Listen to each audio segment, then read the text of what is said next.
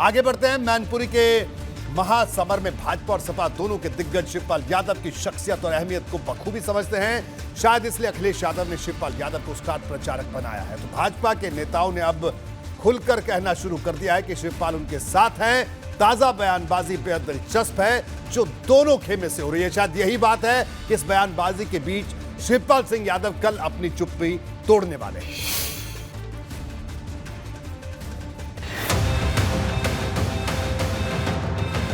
शिवपाल जी का भी पूरा समर्थन शिवपाल को पीछ के उम्मीदवार बनाए गए। शिवपाल से कल नॉमिनेशन के लिए भी कहा गया। पूरा परिवार सब साथ हैं। नहीं, देखिए शिवपाल जी उनके साथ तो नहीं है, ये तो तय है। ये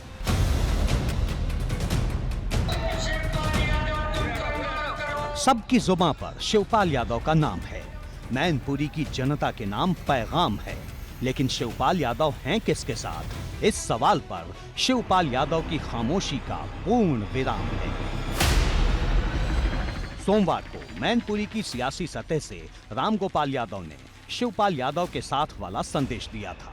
अब भगवा ब्रिगेड ने हुंकार भरी है। दावा है कि शिवपाल यादव सपा के साथ नहीं बल्कि भाजपा के साथ हैं। तो आपको लग रहा है कि इस बार शिवपाल जो तरीके से पूरी तरीके से मौन है, आप लोग उनको साधेंगे और उनके जरिए डिंपल को एक बार फिर से चुनाव हराएंगे?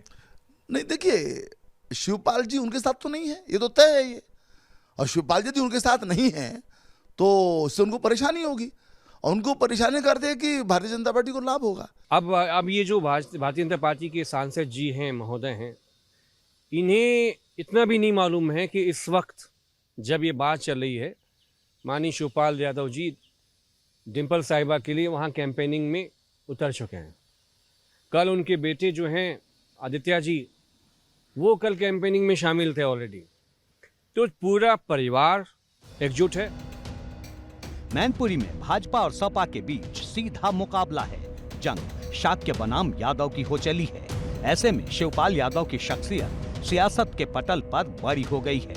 इसे ऐसे समझा जा सकता है कि जो रामगोपाल यादव 2016 में समाजवादी पार्टी में हुए विवाद के बाद से शिवपाल यादव का नाम लेने से बचते नजर आते थे, वो सोमवार को मैनपुरी में शिवपाल यादव की शख्सियत और अहमियत का बखान कर रहे थे।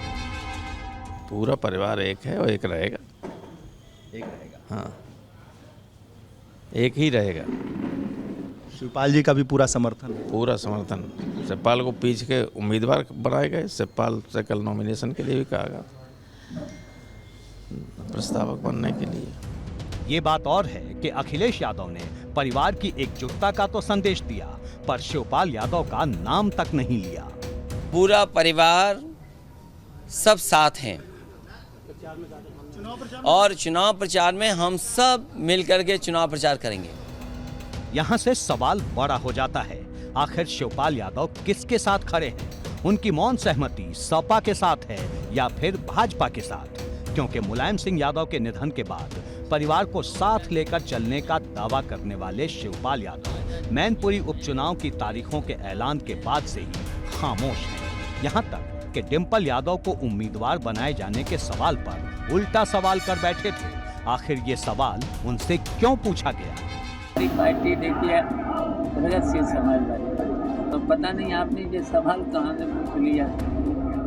फिर उनका प्रचार प्रसार करेंगे। अभी तो आपके द्वारा मुझे जानकारी मिली है। शिवपाल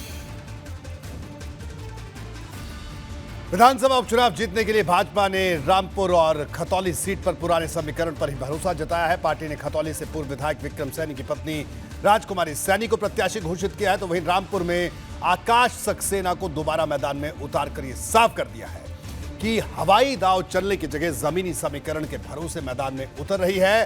पहले इस बात की चर्चा थी कि भाजपा रामपुर में इस बार किसी मुस्लिम उम्मीदवार को मैदान में उतार सकती है, लेकिन पार्टी ने आजम खान के खिलाफ कई मामले दर्ज करवाने वाले आकाश सक्सेना पर दोबारा दांव चलकर यह संदेश दिया है कि वो अपने पुराने कार्यकर्ताओं पर किसी नए चेहरे की जगह ज्यादा भरोसा करती है।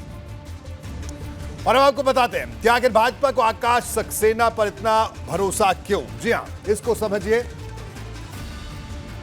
आजम के खिलाफ भाजपा के संघर्ष के वो प्रतीक हैं। सालों से रामपुर में आजम के खिलाफ झंडा बुलंद कर रखा है। आजम के खिलाफ कई मुकदमे दर्ज करवाए। भड़काऊ भाषण का केस भी आकाश सक्सेना ने दर्ज करवाया था। इसी केस में आजम को हुई सजा और विधायकी भी गई। अब्दुल आजम के खिलाफ फर्जी जन्म प्रमाण पत्र का केस भी किया है। हर दौर में भाजपा के साथ खड़े रहे आकाश सक्सेना।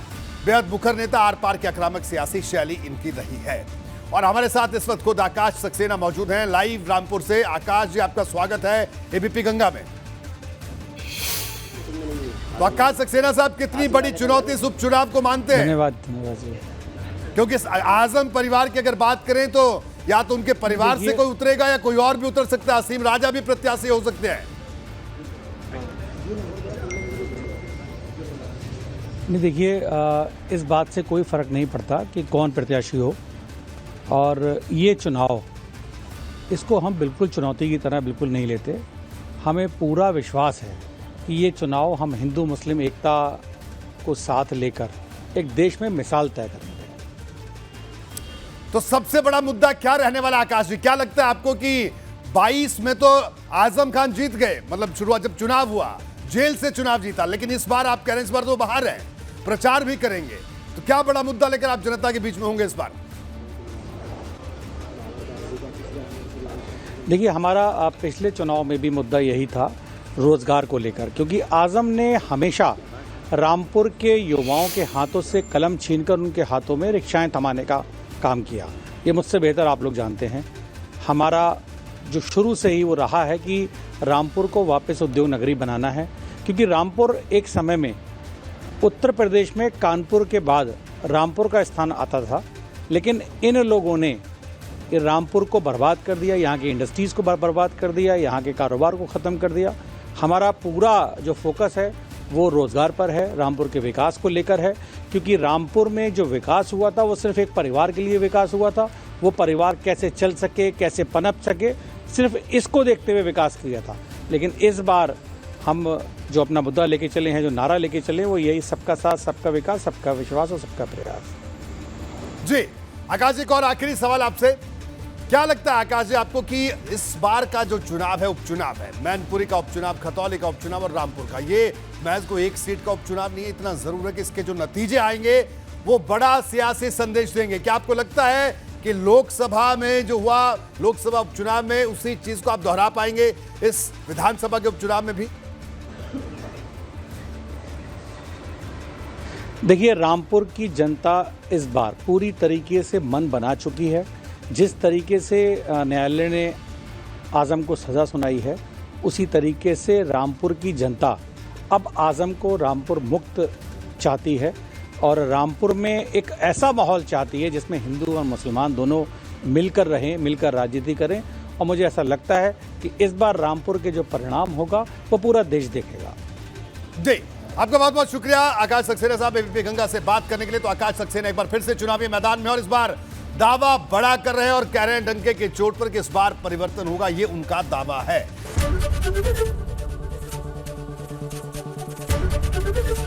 एबीपी गंगा, खबर आपकी, जुबान आपकी।